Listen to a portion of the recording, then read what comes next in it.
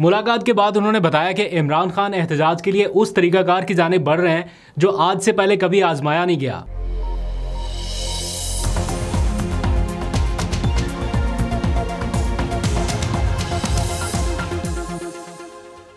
बिस्मिल्लाहिर्रहमानिर्रहीम, अस्सलाम वालेकुम। पाकिस्तान और दुनिया भर में देखने और सुनने वालों को अब्दुल कादिर का सलाम। पाकिस्तान में 31 मई की रात है। वैसे तो आज इमरान खान से कोई मुलाकातों का दिन नहीं था, लेकिन चूंकि उनके खिलाफ तोशाखाना 2 केस की समाअत जारी है तो आज बहुत सारे लोग अडयाला जेल में गए, उनसे मुलाकातें हुई। केस की समाअत तो आगे नहीं बढ़ सकी बुशरा बीबी के एहतजाज की वजह से, उसकी तफसील बाद में बताता हूँ।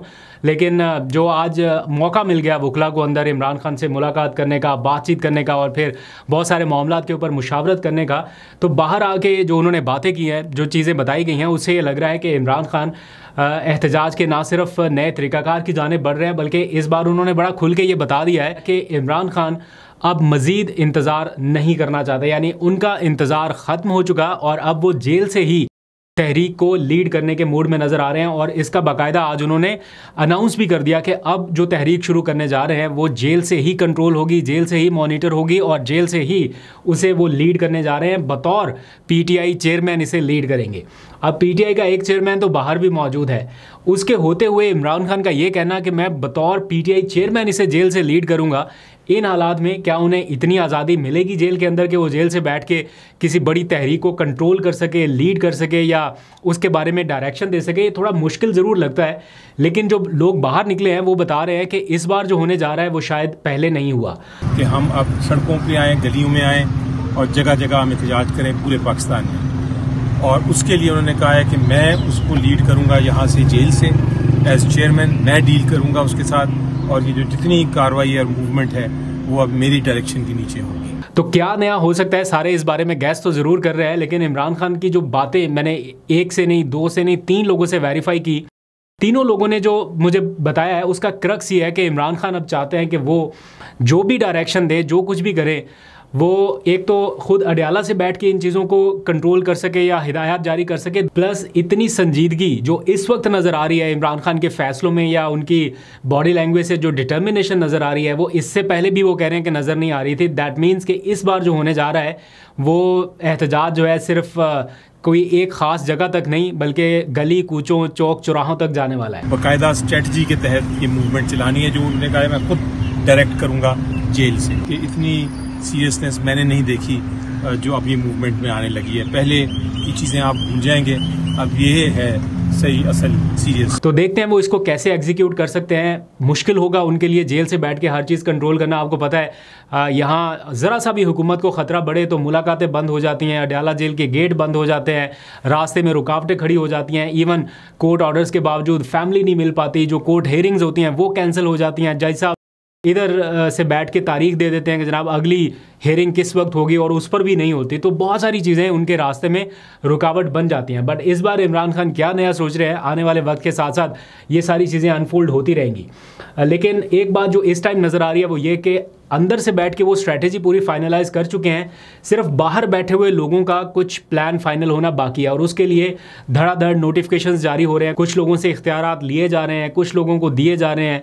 जो कमज़ोर पिच पे खेलने वाले लोग हैं या डबल विकेट पर खेलने वाले लोग हैं उनको साइडलाइन करने का काम जारी है। आज भी कुछ तंजीमी मामलात के हवाले से नोटिफिकेशन जारी हुए, कुछ तो बिल्कुल पेशावर की जो पूरी तंजीम थी उसको फारिग किया जा रहा है और नए लोगों को मौका दिया जा रहा है। तो इस तरह के और बहुत सारे डिसीजंस इन लाइन है, तो आने वाले 1-2 दिनों में आपको वो भी पता चल जाएगा। आज जो मेरी कुछ लोगों से बातचीत हुई जो अंदर बैठे हुए थे इमरान खान के साथ, उनसे मैंने पूछा कि मुझे ये पता चला है कि इमरान खान कह रहे हैं कि मैं जेल से कंट्रोल करूंगा, सारा खुद देखूंगा, बतौर चेयरमैन करूंगा। तो आपके पास क्या मतलब वहाँ पर बॉडी लैंग्वेज आपने जज किया है, तो क्या आपकी राय है? तो उन्होंने बताया कि इमरान खान ने ये बातें तो बिल्कुल की हैं कि इस बार वो सारे मामलात अपने हाथ में रखना चाहते हैं, यानी गेम वो खुद कंट्रोल करना चाहते हैं। लेकिन साथ ही उन्होंने एक और ऑफ़र भी किया अपोजिशन जमातों को कि इस वक्त जो तहरीक है या एक पॉइंट है जिसके ऊपर सारे इकट्ठा होना चाहते हैं वो है रूल ऑफ लॉ।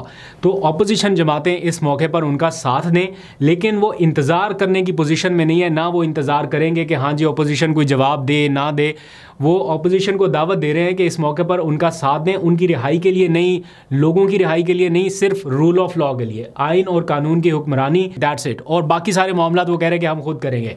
बट इस दावत के साथ साथ कोई ये ना समझे कि हम इसको डिले करेंगे या कुछ लोगों की मुशावरत का इंतज़ार करेंगे। जितनी मुशावरत करनी थी वो की जा चुकी है और अब हम बग़ैर इंतज़ार के तहरीक शुरू करेंगे। फवाद चौधरी साहब ने बताया कि इमरान खान साहब तक ये मालूमात पहुंचाई गई कि मौलाना जो है वो तहरीक में शामिल होने के लिए राज़ी नहीं हुए, बट एक्चुअल स्टोरी कुछ और है। अब एक्चुअल स्टोरी क्या है, हमने बहुत जानने की कोशिश की, उसमें तो यही पता चलता है कि जनाब मौलाना साहब के साथ तो ऑलमोस्ट पीटीआई हर चीज़ के ऊपर एग्री हो चुकी थी।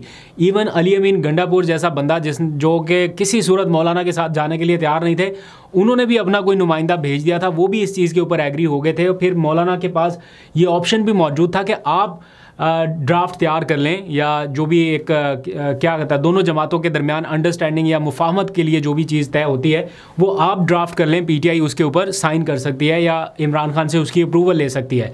यहाँ तक इख्तियार दिया गया, लेकिन एट द एंड मौलाना ने अपनी जमात से मुशावरत की और कहा कि हम अपनी तहरीक अलग चलाएंगे। तो अब 5 महीने तो उनका इंतज़ार किया गया, अब और इंतज़ार करने की पोजीशन में इमरान खान नहीं है, क्योंकि आने वाले दिनों में तो बिल्कुल झाड़ू फिरने वाला है, बिल्कुल सफाया होने वाला है सज़ाओं के ऊपर।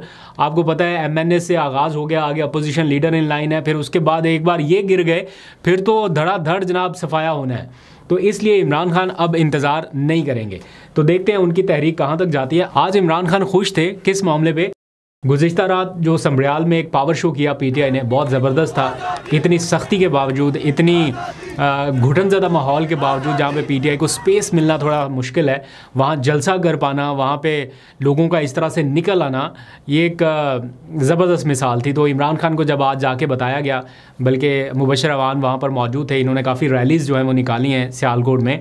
मैंने आपको बताया था कि अपने तमाम तर इख्तलाफात एक साइड पर रखते हुए इन्होंने कोशिशें की हैं, सारे सियालकोट के जितने स्टेक होल्डर हैं, चाहे डार बरादरी हो, चाहे मुबशर अवान हो, चाहे पीटीआई की लीडरशिप हो, सब ने अपना अपना एफर्ट जो है वो डाला है। तो मुबशर अवान ने भी अच्छी खासी रैलियां जो है वो निकाली थी। तो आज चूँकि उनको मौका मिला इमरान खान से मिलने का, अंदर गए, उन्होंने बताया कि सियालकोट का क्या माहौल था, तो उसके ऊपर भी इमरान खान काफ़ी खुश दिखाई दिए और उन्होंने अपने कारकुनान के नाम यही मैसेज भेजा है कि पहरा दें अपने वोट के ऊपर, और जब तक फॉर्म 45 आपको मिल ना जाए आप बाहर ना निकलिए, और जब तक रिटर्निंग अफसर आपको फॉर्म 47 ना दे दें तब तक आप रिटर्निंग अफसर के दफ्तर में मौजूद रहिए। अब देखते हैं कि पीटीआई अपने वोट की हिफाजत कैसे कर पाती है, ये एक डेफिनेटली क्रूशल मौका रहेगा। आज राना सनाउल्लाह साहब का इंटरव्यू आपने देखा ARY न्यूज़ के ऊपर, उसमें कुछ 2-3 बातें हैं जो बहुत हाईलाइट हो रही हैं। यानी राना सनाउल्लाह साहब कह रहे हैं कि 2-3 साल तक तो इमरान खान की रिहाई का कोई चांस नहीं है, या वो नहीं देख रहे कि इमरान खान बाहर आ सकते हैं, क्योंकि इन हालात में जब बातें चलती हैं कि कोई मुज़ाकरात हो रहे हैं या कोई अंडरस्टैंडिंग हो रही है, तो वो कह रहे हैं कि हमें जो इन्फॉर्मेशन है या हमारे पास जो मालूमात है, कुछ में तो उनकी सज़ा हो चुकी है और कुछ आने वाले केसेस में सज़ा हो जाएगी।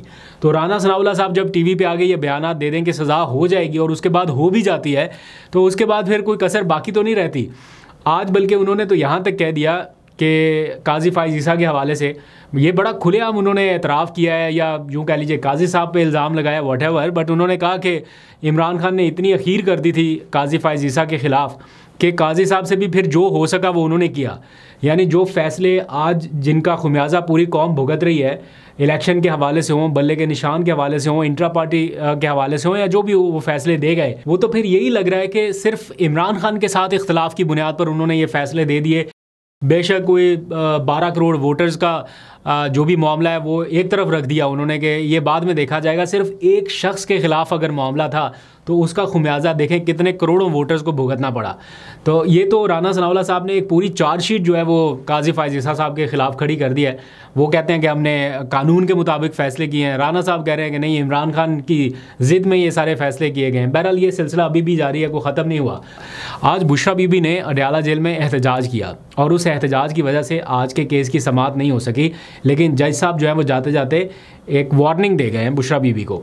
एहतजाज बुशरा बीबी ने इसलिए किया क्योंकि जब केस की समाअत होती है तो इमरान खान और साथ में बुशरा बीबी को भी बुलाया जाता है, इकट्ठे दोनों के ख़िलाफ़ केस आगे बढ़ता है। तो जब आज बुशरा बीबी को बुलाया गया तो एहतजाजन वो नहीं आई, क्योंकि चंद दिन पहले जब मुलाकातों का दिन था, इमरान खान और बुशरा बीबी की मुलाकात हो सकती थी, उस वक्त उनकी मुलाकात नहीं कराई गई। तो एहतजाजन उन्होंने आज इस समाअत में आने से इनकार कर दिया, जिसकी वजह से तोशाखाना 2 केस की समाअत आगे नहीं बढ़ सकी और जज साहब ने ये कुछ दिनों तक के लिए मुलतवी कर दी। लेकिन वार्निंग साथ में ये दे दी कि अगर बुशरा बीबी आइंदा समाअत पर पेश नहीं हुई तो उनको इस केस में जो ज़मानत मिली हुई है वो खारिज कर देंगे। प्रोसिक्यूटर ने तो आज भी कहा कि ज़मानत आज ही खारिज कर दें, आज ही कैंसिल कर दें, लेकिन जज साहब ने ये कहा कि अगली समाअत पे अगर वो नहीं आई तो फिर हम ज़मानत खारिज कर देंगे। दैट मीन्स कि अगली समाअत पे उन्हें हर हालत में पेश होना पड़ेगा, अदरवाइज़ फिर उसके कॉन्सिक्वेंसेज होंगे। तो बहरहाल आज उन्होंने अपना एहतजाज ज़रूर रिकॉर्ड कराया है।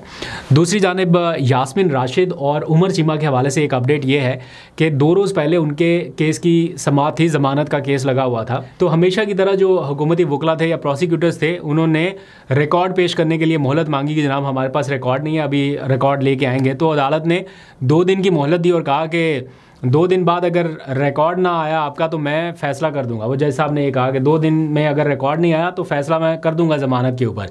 और आज की तारीख तक 31 मई तक ये मामला मुलतवी हुआ था और आज पता चला है कि रिकॉर्ड के साथ साथ जज साहब भी नहीं आए तो समाअत फिर मुलतवी हो गई। ऑब्वियसली जब जज साहब नहीं आए तो फिर मामला और आगे बढ़ गया। तो इस तरह से ये मामला चल रहा है।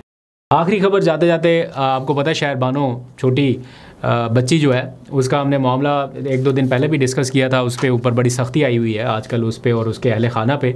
अब घर की बिजली बंद हुई हुई है और बहुत सारे मसले मसाइल हैं।